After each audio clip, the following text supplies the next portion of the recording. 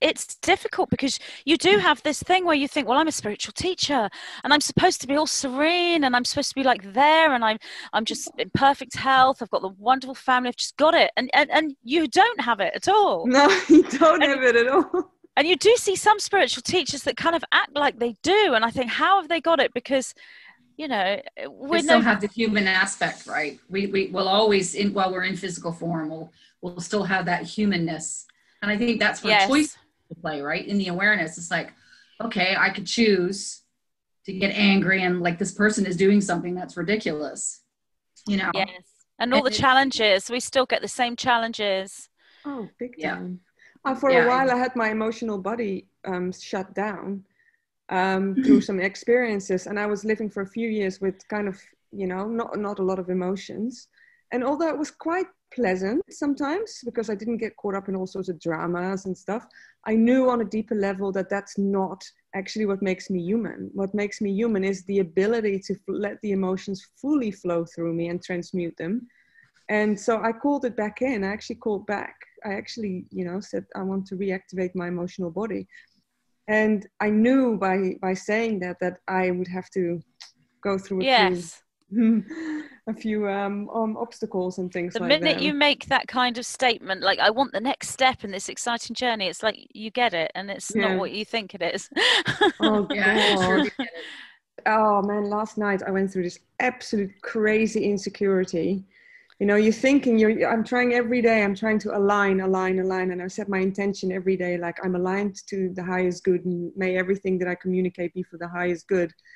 And still, you know, I go into the real smallest part of my human self where I go, oh my God, who do I think I am?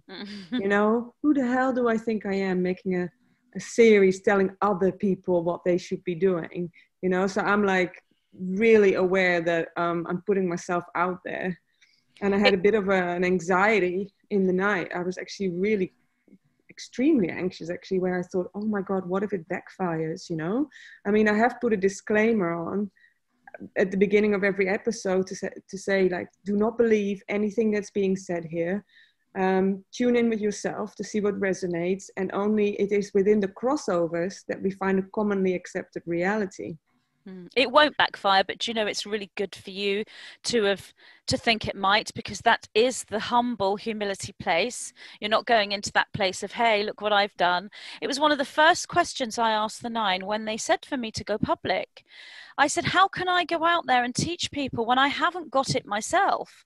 I've still got all these issues going on. I'm no one to teach others. And they said, exactly.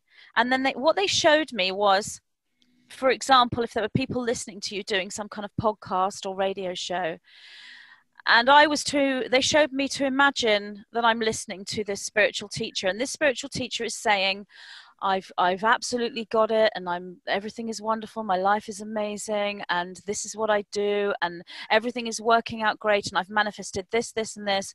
And then the 9 showed me that the audience would sit there and think to themselves, wow, you are amazing, but you are so above me that I can never get where you are. So all I can do is look at you from afar and think, wow, you know, if only. And you place this huge chasm between yourself and the listeners.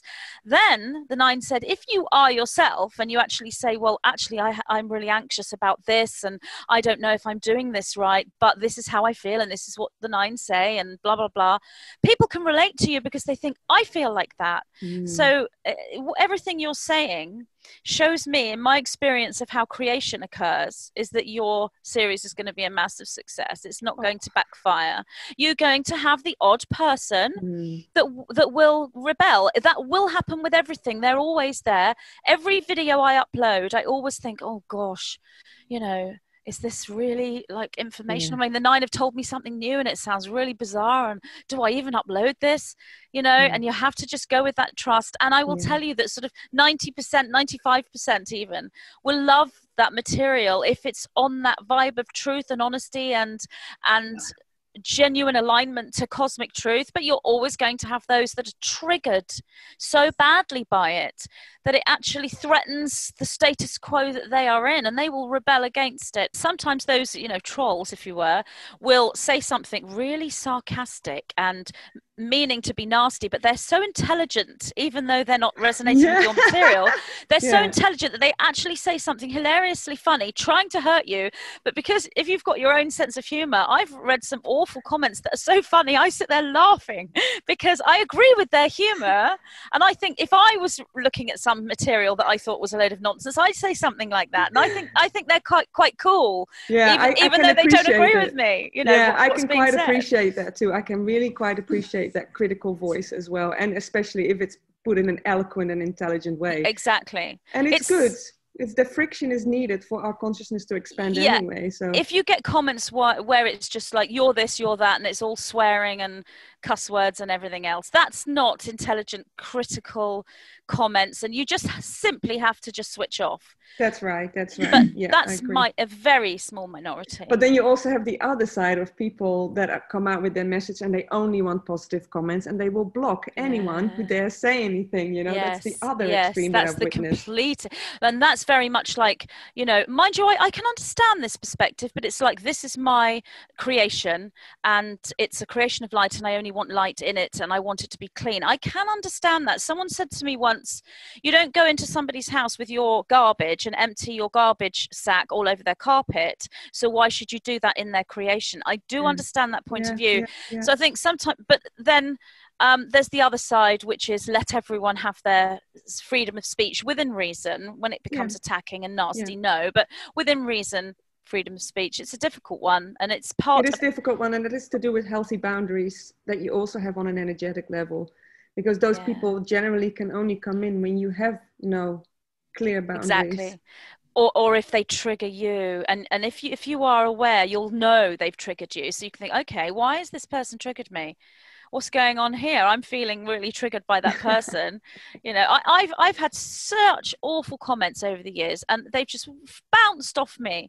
And this one trigger, this one individual, which was nothing really, triggered me so badly. And it was my son. He said to me, Mum, why is that upsetting you when all those other people have said, the most awful things, like, we're going to come and kill you and this sort of stuff. And then you have one person say that. And I said, I know why, because, and it was related to my own issues, my own past, and that was difficult for my son, who's only like in his late 20s, to understand why I was so upset by this little comment. Oh, thanks for sharing that. Actually, I was actually called a troll. I was commenting on something on Twitter, because of course I support what Mr. Trump is attempting to do. And you can't mention Trump without expecting massive backlash. I know, and it's kind of, and I'm English. Yeah, it's a bit of a fun game in your own consciousness. Like, that's the way you have to play it, because they just want you to agree with them, right? And there were so many comments. She's either a bot, or she's a robot, or she's a troll from Canada, or whatever. And my response is, it's okay that we have different opinions. We can have different opinions and still be respectful to each other. And I just say, thank you for the communication. Thank you very much for the communication. And then that's where I end it. And then they don't come back. No. Oh, that's interesting. Someone that's saying, the thing with Trump is it's like, if you haven't sort of awakened that spiritual part of yourself, then you look only at the external manifestation of what Trump does, and of course the external what you see looks a bit odd. But once you're open to spirit and you see what's happening on another level, what he's doing, that's when you can suddenly understand why he was placed in that position. Exactly. But it's seeing those multi-layers behind what's going on. One of the worst comments, which you are in a sort of bigger place to receive something like this because you're reaching so many. I once was told I was on the Cabal Illuminati payroll. I was one of them. What's it called? Controlled opposition or something. Somebody actually believed I'm part of the Illuminati. And I remember telling my husband, I said, we haven't had our Illuminati payment in this month, I've had that. Why aren't I on the payroll? Have you already? Oh, well, there you go. And with Mind the Matrix, and then they accuse me of being a voice for the opposing consciousness, and deep state stuff. That's a and really everything. common one. And that comes in from two angles. One, genuine individuals who don't resonate with the material and are suspicious and can't tell the difference between the light and the control. Mm-hmm. Or you actually have paid cabal members that are pointing the finger at you, but they are that. You know, that coming in from both. And those people are out on these platforms to try to, if they can knock down a few of the spiritual teachers, then it takes the sort of the team down. The two ways of doing it: knock their own confidence or put barriers between them, so let them either argue amongst themselves and discredit the entire movement. That's exactly what's happening now. Like the biggest infiltration is happening in the sort of new age scene. It is. And the truth movement. Yeah, and the truth movement. And they all start fighting among each other. I've seen it, I've witnessed it, it's and terrible. I wrote a post about it saying, guys, hello, remember that the truth is so multi-layered that it's almost futile to start a discussion about anything at all, really. It's true, but everything is flipping back to the positive. And what's happening there is, as everyone is against one another, it's because they're on one side of the fence and seeing the opposing fence as something opposite. But as that occurs over time, that will teach everyone the multidimensionality, the dual consciousness, the paradoxical consciousness, the ability to see both sides. That's where we're going with this. So, but the attempt from the cabal is to have us all at each other's throats and discredit the movement. That's part of it, but the flip to it will be a huge awareness and a learning amongst that group of individuals. Magenta, what do you see with Clinton? With Hillary Clinton? Yeah. What I saw with her was she was groomed from a very, very young age, you know, potentially from birth, to take, there were several that would have taken the presidential place. And so if one fell by the wayside, they always had others. But she was one of the groups of children that was groomed to be president. And it was absolutely expected. They would do timeline visuals and they could see her as president. So they knew that she would make it to presidency, which is why they were so relaxed about Trump, because their visualizations, their technologies, whatever they may be, showed them Hillary as president. So they didn't need to worry about Trump because they'd seen the future. But the Starseeds changed the timeline, which completely shocked them. So Hillary was basically, she's not really... her true core of who she is as her essence is not accessible to her. She's completely molded by that structure. So she's a representative of that structure, and the true core of her is, as I said, it's not accessible. That's what they do to the children. They take the core self, they lock the core self away, or they fragment the core self and build up a new personality. So Hillary isn't a person in that sense, and that is mistaken so much in the New Age community, because people say, oh, she's a reptilian, or she's this, that and the other. Yeah, that's what right. they're seeing is simply that she isn't human like us. It doesn't mean she's not an incarnated physical human. And people who are still seeing things and picking up genuine truth energy, they're interpreting it in a third dimensional sense. So the only thing that makes sense to them is alien, reptilian, you know, whatever it may be. It's an interesting feeling when you're near a person like that, though, because it's quite frightening, I find. I bet it is. Wow. Yeah, if you really cannot see the soul speak, you're like, hey, what am I speaking to? And then you realize that any dark action that this person commits or does, it doesn't come from a spirit soul. No, not place. at all. So it's kind of, it doesn't matter to them, you know, what kind of damage they do. It has no. No, because it's a hive mind. They're part of that hive. It isn't, and they're not individualized as souls. They are they're a collective, but in a negative sense. So a true collective is, each member of that collective is fully individualized, and the more that they become part of the collective, the more individualized they are. But someone who's lost their soul in that sense is assimilated, you know, like the Borg in Star Trek. This is maybe a strange thing to get into, but I do think there's also different ways of being a collective as well, because I've had as part of my awakening situation was when I realized that I also was part of a collective. Of course, but it wasn't like a hive kind of collective. It was more that there was such a harmony the higher self was harmonized so much with the frequency of where I'm from that it couldn't really see itself as an individual so much anymore. No, because that's you seeing the we rather than the I. But that you stand as the I, then you move into the we, and then you come back to the ultimate I again. Because you are all things. From that point of view, you are infinity. So you are the biggest collective that could possibly exist, because you are infinite and all things from the point. And you start to feel this when you awaken. You start to know this, and it's very difficult for people to come into this awareness that they are all things. Some people, especially men in the spiritually awakened men, can think, well, I'm the only one that's all things. Therefore, I am Jesus, I am Thoth, I am an Atlantean priest, or I'm this or that. And they're right, but they don't realize that everyone's that. It's funny. They think they're the only one. That was exactly the conclusion I drew when people said, like, oh, because I had, in one of my visions, I went back to the time of Jesus, and I was sitting next to him playing music. And while I was seeing that, I was like, oh, that's not the individual me that's doing that. That's just a part of the group. That's what I mean. It's not like I was an incarnation of this or I was an incarnation of that. It was the group energy that has experienced that. And you can tap into that. You access that memory, because you go down a linear memory line, which is your incarnational memory, your past life memories, if you like. But when you awaken to this higher strand, DNA strand formation, you then have the ability to access all memories, and you sort of step up. It's difficult to go straight to omnipresence and have every memory in your head as an incarnated individual. In fact, it's pretty much impossible unless you're in deep, deep trance meditation. But what you can do is choose to move in and out of those memories at will. So you do then have the ability to access the memories of everyone. But it feels so real, doesn't it? It feels like it's completely you. It's completely you. Yeah. But there are boundaries to it as well. Because we're in physical incarnational form,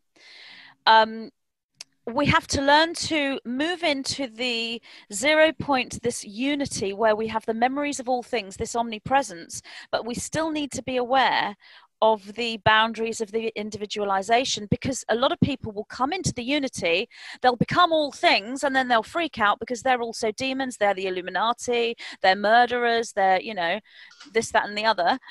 So they need to pull back in and realize, oh, actually, I'm not that on this level. So it's this taking this dualistic consciousness. I think the whole point of what you're saying is that you need to be aware so that you remember who you are as you experience other versions of yourself. Otherwise, you'll forget. Yes. Well, who am I? And you get lost in it all, right? Exactly. And people do. They really do. Yeah, I've seen it a lot. And then that affects everything in their life. It affects, not just the way that they're thinking, but the way that they experience their reality and the people around them and their own physical bodies and everything. And they're not being anchored. No, but as I said, everything's flipping to the positive. So sometimes being completely ungrounded and totally lost and feeling like you are absolutely insane is actually a really good thing, because when you do finally come back to an anchor point, you think, so that's the difference. That's what it means to be ungrounded. I've heard about all this ungroundedness. What is ungrounded? Now I know what it feels to be ungrounded. Now I know what grounded means. Exactly. So that, I love again, the way you put that. That's a really nice Well, I went through that myself. That's me how too. Yeah, me too. It was a long period. I actually call it the dark night of the soul, because not being anchored, you no longer belong anywhere when you have that. It's like you're just floating somewhere and you have no more roots. And when that came back, I was like, wow, thank you. This is just the biggest gift, to be experiencing that anchoring again and feeling of belonging. As a starseed, though, especially if you're going to reach other people, either through teaching or healing, you will have had a guidance structure watching over you. So you would have felt completely alone and lost, and you've got no guidance there and you're going insane.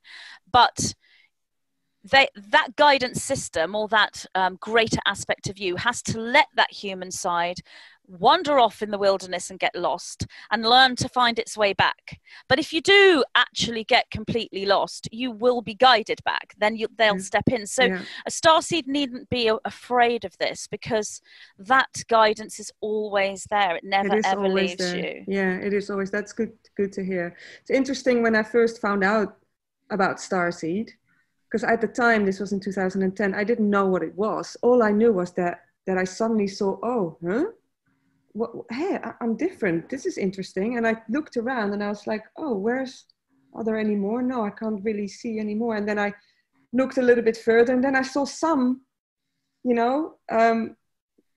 divided over the planet. And I realized, oh, this is not a very common thing. Yeah. And that's when I started reading up on it. And I thought, okay, now I get it. And it was really clear that this whole starseed thing was really to come here at this transitional time.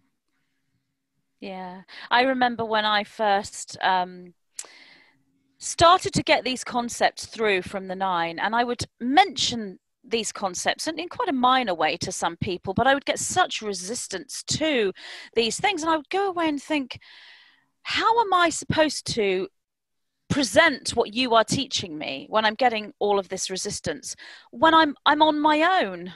It's like there's nobody else. It's like if I just had some backup, it would be nice. And then I was shown all these others, and they were just millions. I couldn't even see how many they were, and I'm like, wow. But what they said to me is, you don't stand next to them all. You're not going to be in an interview with 3 million people to tell the world. I mean, that might happen one day if we can get everyone on Zoom or something. But eventually, yeah. But what they were saying to me is, they're there. You don't need to talk to them. You don't need to speak to them. And that's another misconception. There's a lot of people out there at the moment trying to get all the starseeds together. And it's a good thing. I'm not saying it's not. Let's do this and let's do that. And it's a great thing for all the starseeds and the teachers to gather together. It's wonderful, and it shows a united front. But we're already together. We don't have to. Yes, that's It's not essential that we all meet up on a Himalayan mountain. But it is strategically placed. It's perfect. Exactly. It's a perfect flower of life. That's what I saw anyway. That's it. That's what the 9 call the humanity's grid of light, human's grid structure, the crystalline grid structure, that flower of life of strategic placement. And where the groups gather, that's a node point within that grid. And where individuals are, that's because they're holding the line towards that grid. And so everyone's part of that creation. That's what the galactic grid structure and the planetary grid structure is. And what's also so nice to see is that each of them have a puzzle piece. Exactly. And it could be something entirely different that they're called to do. And each it's one so unique. wonderful. It's so unique and so different. And that's a wonderful thing to see, that it's so perfectly played out. Yes, absolutely.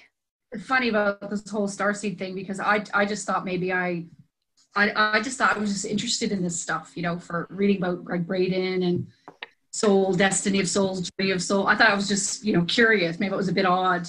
And I didn't know that I was a starseed, actually, Magenta, until you called. And it actually wasn't until months after. We did our interview in June of last year, and you called it Starseed Q&A. And I even wrote you a message. I actually gave you permission to read me before.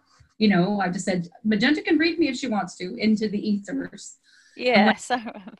It wasn't until September. That was published in June. And it wasn't until September I had an aha moment. I'm like, okay, wait a minute. Magenta called it Starseed. Maybe I'm a Starseed. Maybe that's why I'm interested in all this stuff.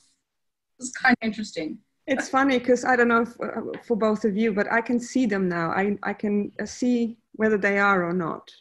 Oh, cool. Yes. Yeah, it's just I can't often explain it what visually happens, but I can look at one and go, you are one. And it has to do with a lightness of frequency. It does. And I'm the same. And there is a potential to be a starseed in every single individual. That's exactly that potential, but that potential is buried and dormant. So you will see that as a dark, not darkness as in something bad, just a light that's been switched off that hasn't come on yet.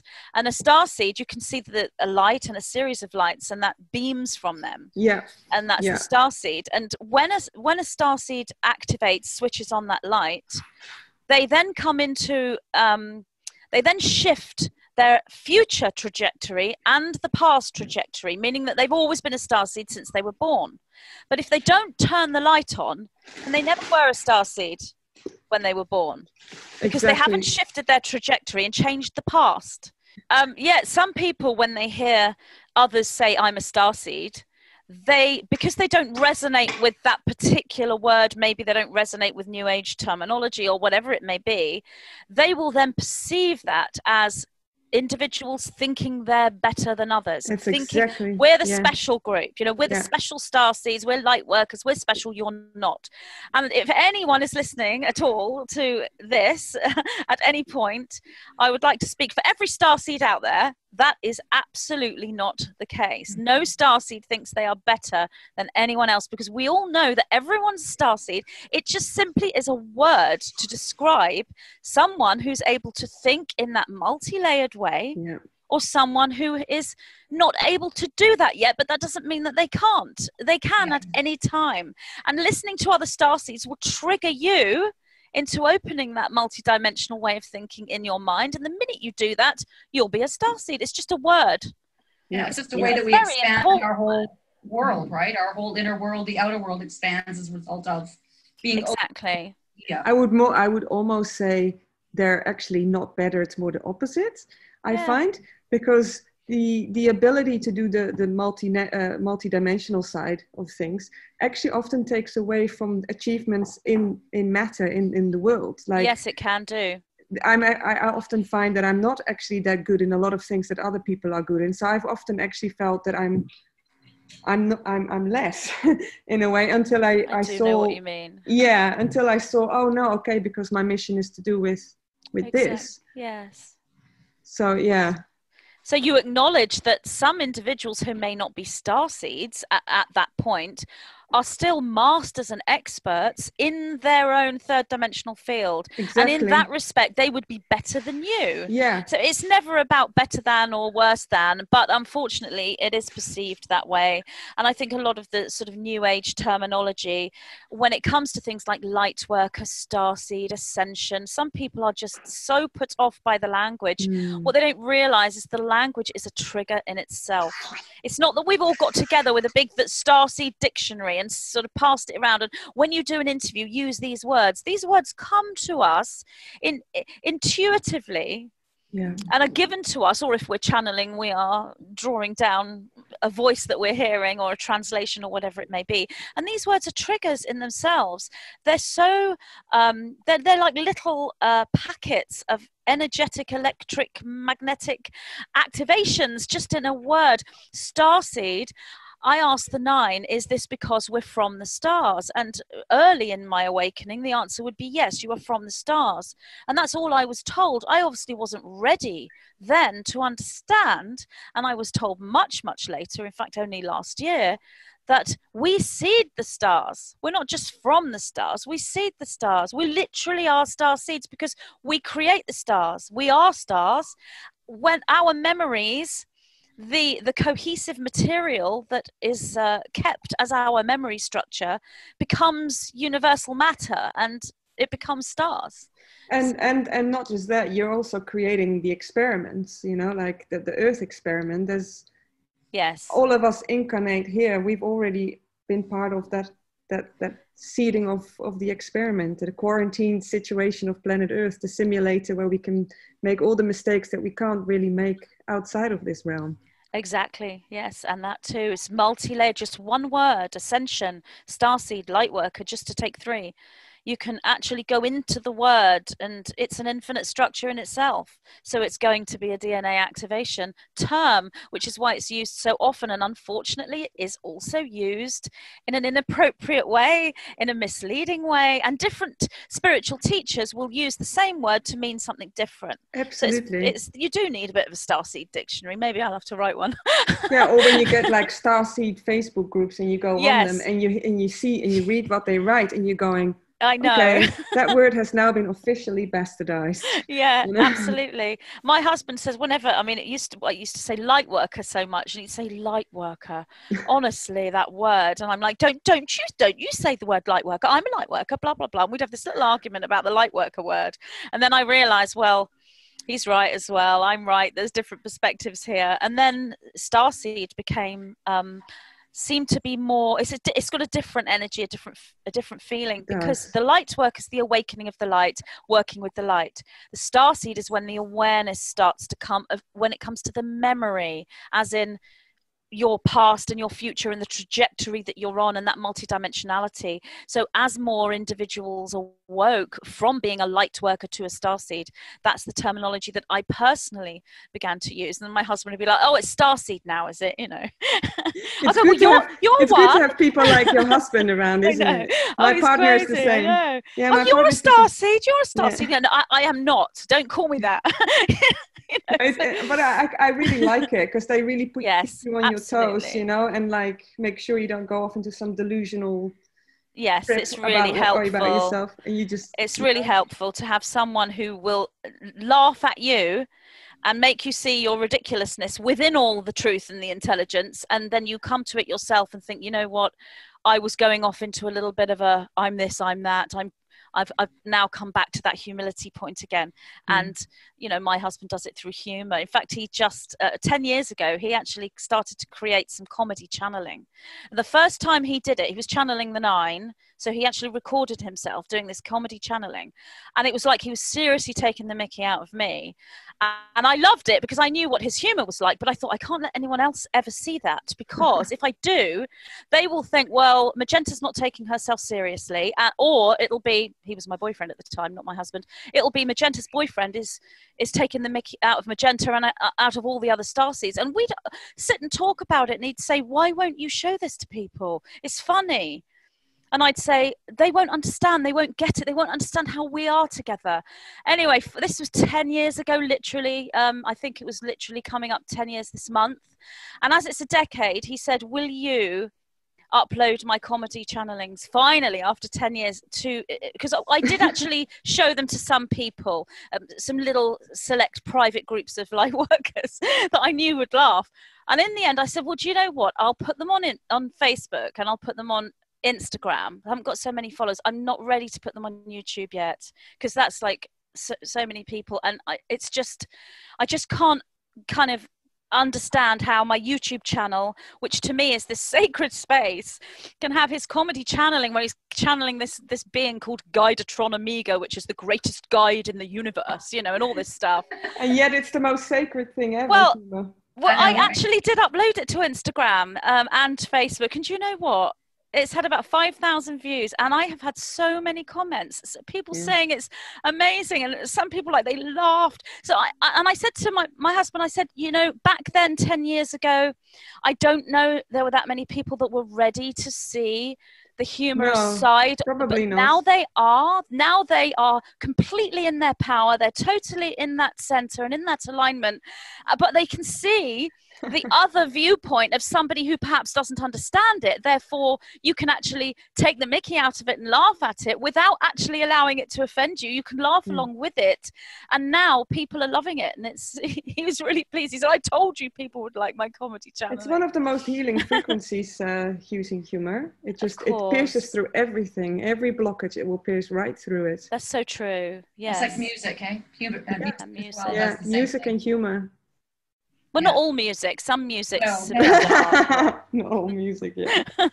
Some music's just. I took it as a given that it would be the appropriate frequency music. Yeah, some can be very irritating and pull you right off balance. Yeah. Well, and go and take you to very dark places, actually. Or some music actually incites violence. I've seen that. And that's happen. on purpose, and they create it on purpose. Right? Yeah, yeah. But good music, nice music is amazingly wonderful. Yeah. And very activating. So as I was saying earlier, everything's flipping to the positive. All these systems were set up to destroy, or not to destroy, to destroy potential, to destroy awakening, to destroy DNA activation, to destroy the change to another density. That's what they're set up for. And it isn't working. It's backfiring. Everything's flipping, everything's backfiring, exactly. Yeah. I saw that, you know, when I was up in the night, and I could see some beings, and they were basically, you know, going, oh, so here you are expanding this consciousness. What do you want to achieve? You know, they were trying to challenge me, and I could already read the energy fields and go, oh, I know that you're trying to challenge me here, but you're shitting yourself. Sorry to say that, but you know, they're absolutely frightened of what we're doing right now. Yes, absolutely. Yeah. Because it's all new. It's scary. Anything unknown is, it's almost like we've been cultured. So when we came into the world at birth, we entered into an energy of fear And then we kind of just adopted that whole idea of fear in our learning and growing up and whatnot. And that can start before birth. Yeah. It can start in the womb. Well, it can start preconception, because if you're coming back in from a previous, if you're coming back in and you haven't had the soul's choice of where to go and you're trapped in that reincarnational line, you're coming in on a preconception energy of control. Yeah. That, of course, is something we can escape from and release from. Yeah, and so then can choose whether to come back. Yeah, because you're right. I've seen that too. Exactly what you said. That there was no ability to choose, but that it was just go straight back into utero wherever you can get in, kind of thing. It's one of the cycles, yes. Yeah, and that really frightened me when I saw that. I was so taken aback by that. I was it was horrible. Wow. And that was actually my driving force for doing the work that I do now, because I was told that the only way to break out of that is consciousness expansion. Exactly. The frequency of consciousness expansion is so expansive that it goes beyond the boundaries, the prison boundaries. It goes beyond, it goes above, it goes beyond, and it doesn't exist to you. So you will hear one spiritual teacher at the moment out there saying, oh, we're on a prison planet and there's forced reincarnation going on. And you'll see another spiritual teacher say that is an absolute load of nonsense. That reincarnational trapping matrix, that's all dissolved. We're free now. That doesn't exist anymore. The forced reincarnation is all stopped. They're both right. That's the thing. They're both right. And it's your choice as to which cycle you go into. And I will say now, if you are an individual who is happy to willingly come back to this planet, then you will be free from the reincarnational cycle. That's beautiful. You just totally nailed it by saying that. That's exactly it. Once you take full ownership of your incarnation, full ownership of your soul and your spirit and the journey that you have, that's when the fun also comes back, but also that's in the spiritual, that's the freedom. It is, and then in the spiritual community, you'll hear so many people say, I'm never coming back here. Now I know what this planet's like. Well, when can I leave? But I'm never, ever coming back. And I can understand that completely, because once you realize what this system is, why would you want to come back? The point is you are still in resistance to being reincarnated here. And it's not just something you say or something you try and work on in meditation. You have to really, truly, willingly be happy to come back here in pure service and joy. Yeah. And when you get to that stage, there is no trapping system left for you in your timeline. That's if I've heard truth today, this is the truth. This is the absolute truth, what you're saying. That's exactly what I saw. And that was the whole reason for consciousness expansion, because when it expands, then you realize those aspects. And you see, that's what it is. Yes, you're no longer a victim of where you are at, because it's the victim mode that makes you make all these contracts and all these things that keep you in that loop. And it's scary to be centered out, isn't it? I remember as a kid, I was a bit different, and I tried my very hardest to fit in at some point, because it was just not pleasant to always be the odd one out. I know what and I became very good at faking it. Totally, a little bit too good, and I had to sort of learn to become authentic again. Gosh, I was exactly the same. That's identical to my journey. I did that too. I became too good at faking it, and I became so like all the other people. And then I'm like, who am I? And take this mask off, and it's like really, it fits really well, that mask, and I don't even know how to take it off anymore. Exactly, and didn't want to take it off, because I had friends. Once you become like them, you're popular. You're one of the popular girls. Instead of an outcast, and then you suddenly think, oh, I did, and it's maybe years later before you actually come back to that original person that you once were. Because it takes courage to stand out from that crowd. We still have that persecution energy in our DNA as well. You know, that oh my God, I'm going to get maimed and murdered if I burnt at the stake. Yeah, that's still so strong. It is. Yes. Yeah. So, ladies, I'm going to have to. Oh, sorry. Gotta go. I was just going to say, it gets to the point where it's too hard to not be yourself. It's way easier just to be you. Yeah. Yeah, it's always the simple solution, isn't it? Really. And there's more place for us to be us now. There's a niche. It's more comfortable to be out of the crowd now, because being out of the crowd has become an in thing. It's become cool, hasn't it? Yeah, it's quite cool now. But thanks when we were kids, thanks to the millennials, because they're the ones who did that, and I really acknowledge them for that. You know, they're the ones who really started going no. Yeah. Wonderful. Okay. Hey, thank you, really ladies. lovely to meet you, Magenta. Yeah, lovely to meet you, Christianne. Yeah. And Paula, once again, thank you. I'm off. All right. Have a wonderful weekend. Take care. We'll chat with you soon. You too. You too. Thank you, Paula. Take care. Bye. Bye. Thank you. Bye. Bye.